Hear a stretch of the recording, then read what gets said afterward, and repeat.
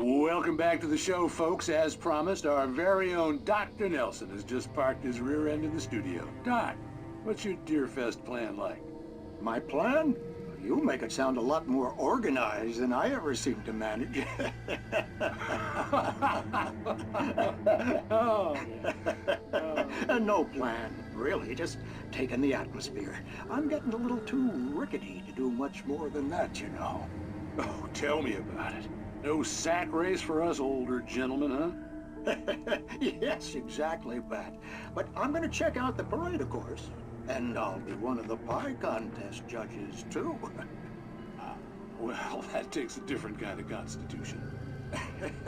Oh, yeah, it's my kind of exercise. Now, Doc, seriously, you're in pretty good shape, though. You're the outdoors type. I know for a fact you're an avid fisherman. That's right. Matter of fact, just caught a heck of a largemouth bass early this morning. But you're not taking part in the fishing contest? No, not this year. See, Pat, I'm just not that competitive anymore. Now I just like to take my time and enjoy the peace of it. It's no fun if I need to worry about what I'm catching, you know? Well, considering your track record, the participants are probably pretty happy you feel that way. Well, Pat, that's kind of you to say.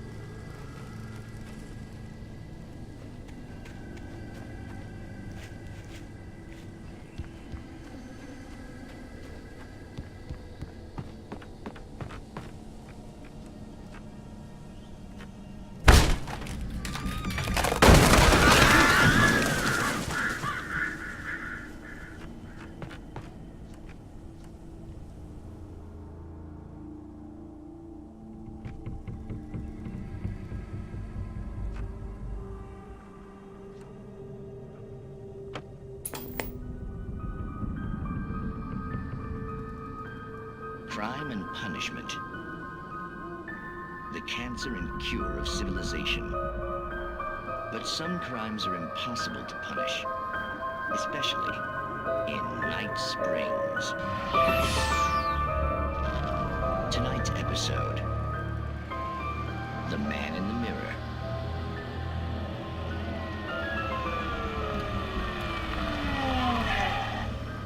He's inside, Agent. He's a weird one.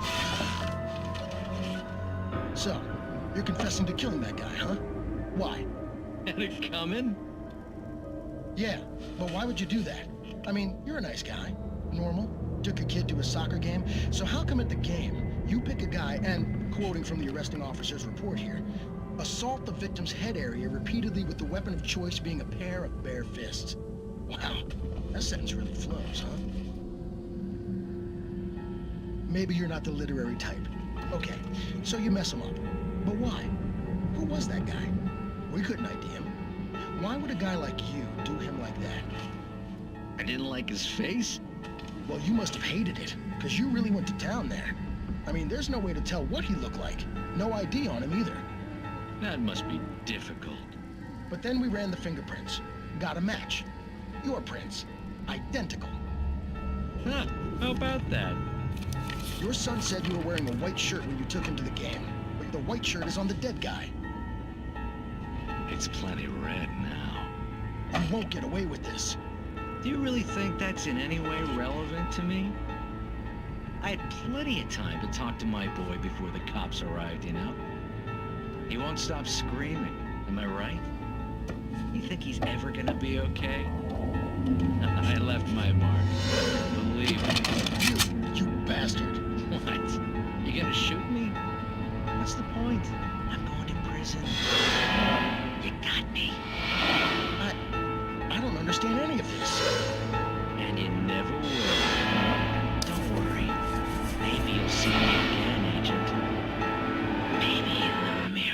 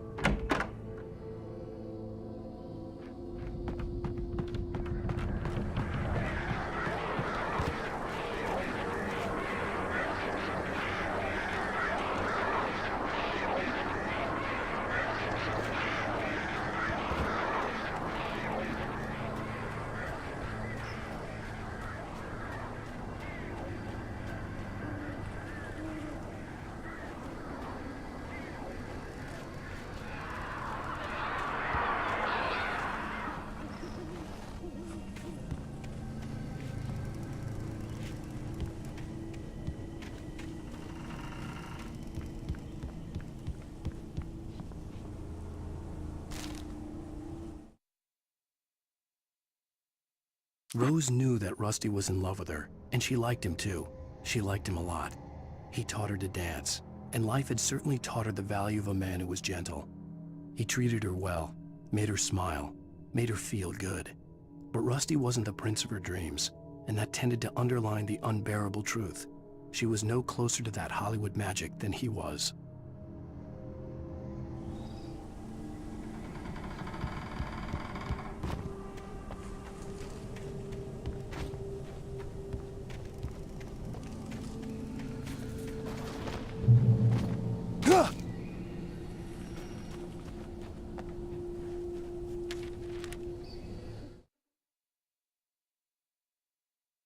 The air in the visitor center was heavy with an awful smell, as if some rotten drowned thing had crawled up from its grave. Rusty kept coughing blood. My eyes were drawn to the twisted shape of his broken leg. The attack had been vicious. Max whined in his cage. Rusty's eyes were wild with fear and terror. He gasped. "Mr. Wake, it happened just the way it was on that page."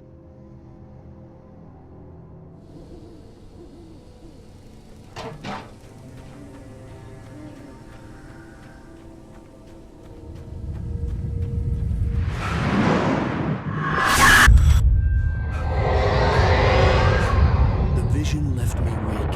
This was no head injury. Rusty, damn. Rusty, hang on! I'm coming! Please, help me!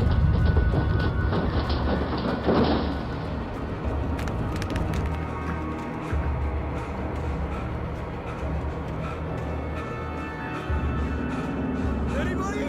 Help me! Help me!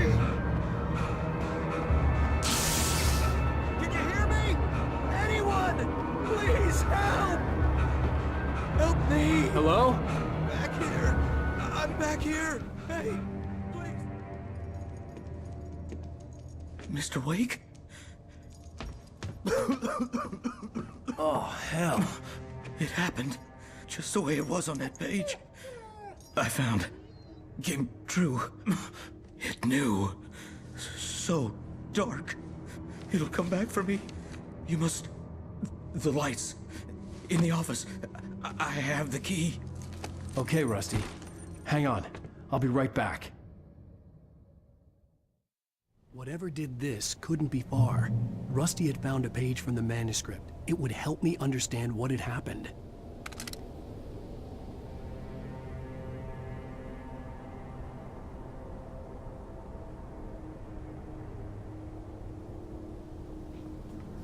Shh, good boy.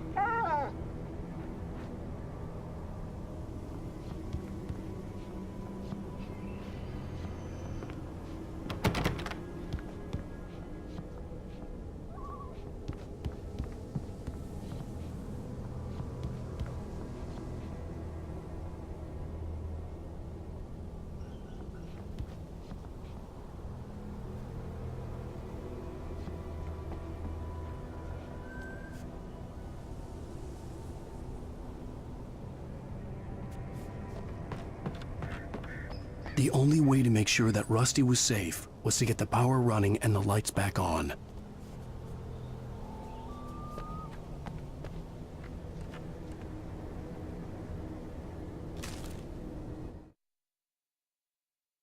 The visitor center was sturdy, but the impact turned the front of the building into splinters. Rusty was thrown across the lobby like a rag doll and hit the far wall hard. It didn't hurt until he tried to move and saw his leg bend the wrong way. Felt the broken ribs stabbing him on the inside. Rusty howled in pain and fear, suddenly afraid to die alone.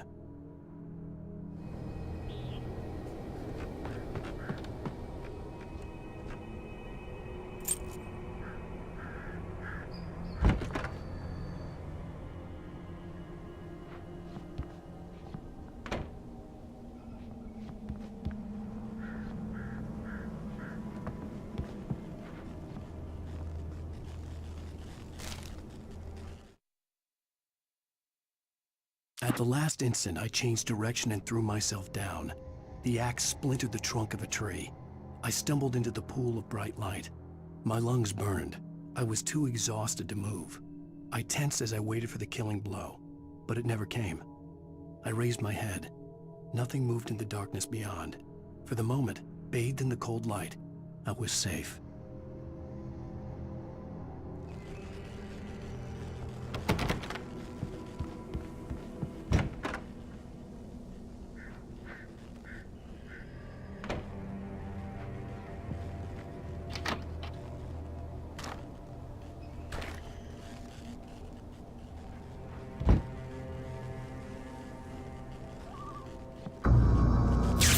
Too late. Someone had destroyed the circuit breaker. There was no way to get the lights back on. Rusty!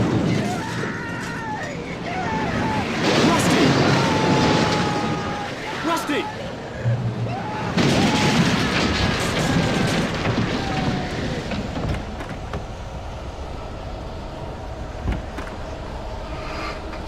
The ground was covered with oily patches that looked like liquid darkness.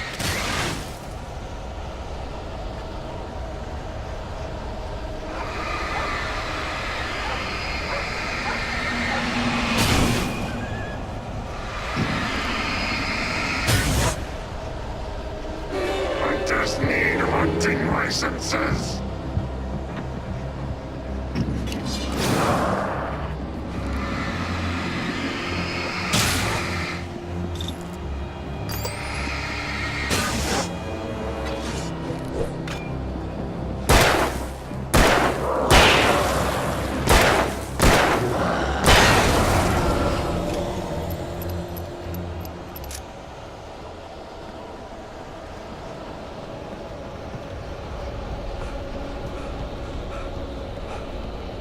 Something had torn a mammoth-sized hole in the wall.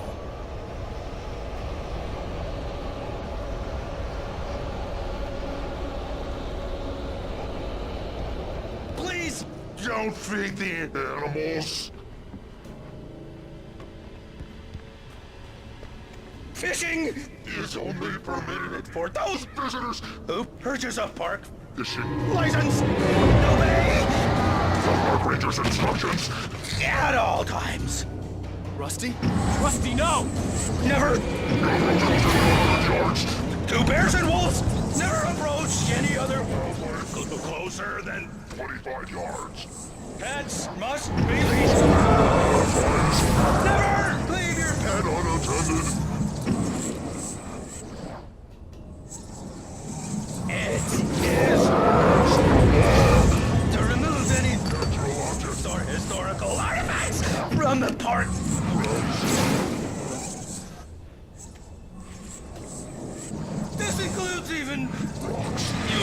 Simple berries!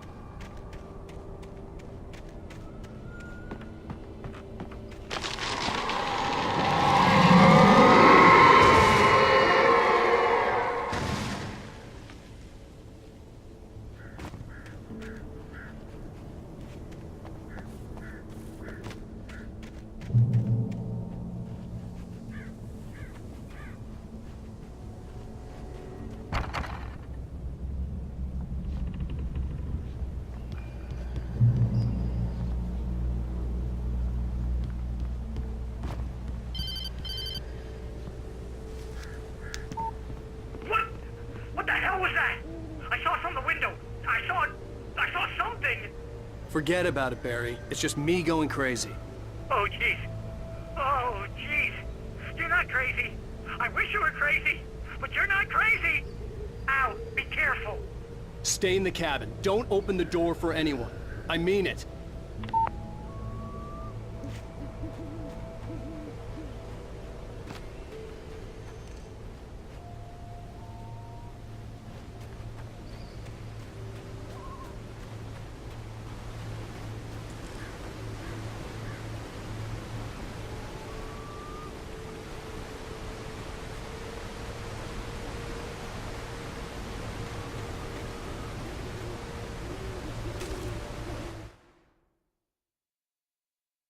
In that last instant of consciousness, Rusty thought about Rose.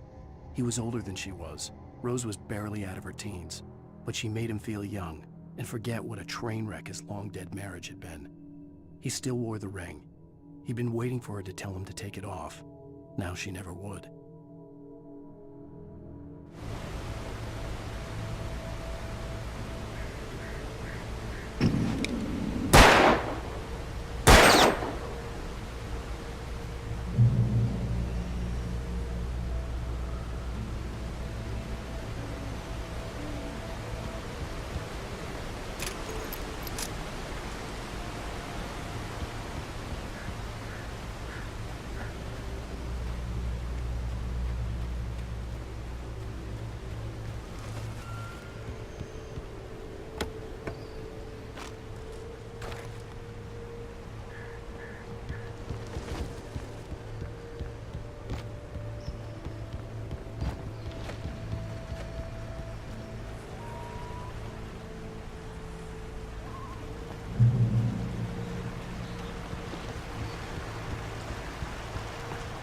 Lover's Peak was at the far end of the nature trail.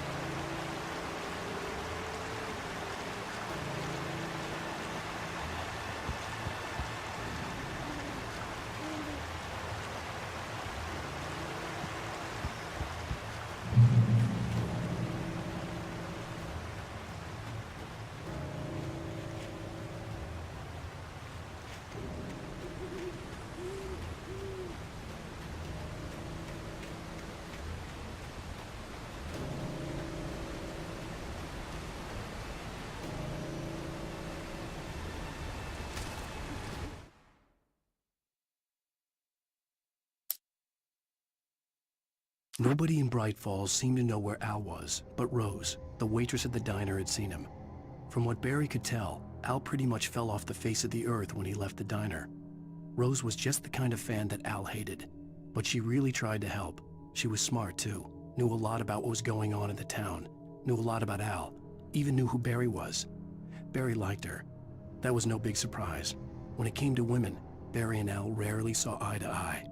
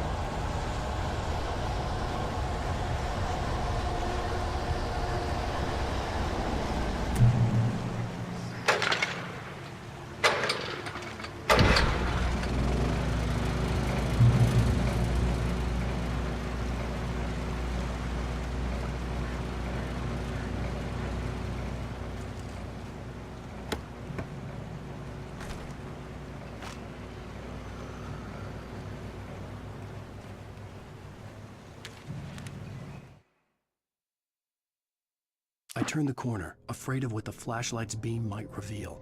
Suddenly, a roughly painted symbol of a torch glowed in the light.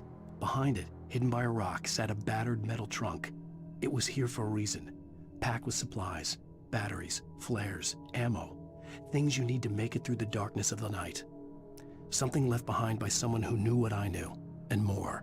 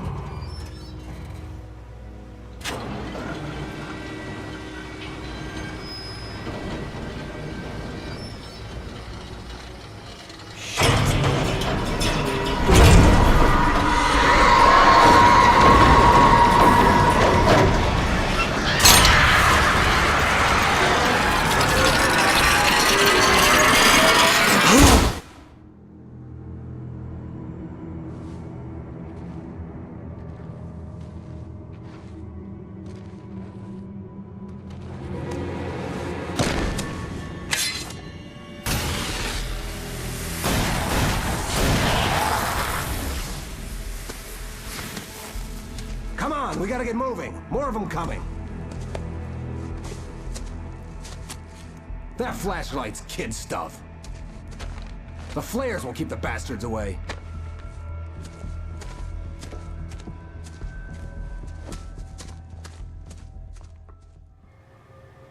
You can see them too? Hell, of course I see them. Come on, we gotta move. Why? Because that's the way the story goes. Yeah, but... Let's move! I lost my gun back there. Oh, I've got a gun. Just keep that light steady on him. It took a moment, but then I recognized him. He'd been on the ferry when I first arrived here with Alice. He knew my name. We were headed in the direction of Lover's Peak. There was no way this was a coincidence. He was the kidnapper. Come on, Wake! You better keep up. You set him up, and I'll knock him down, Wake.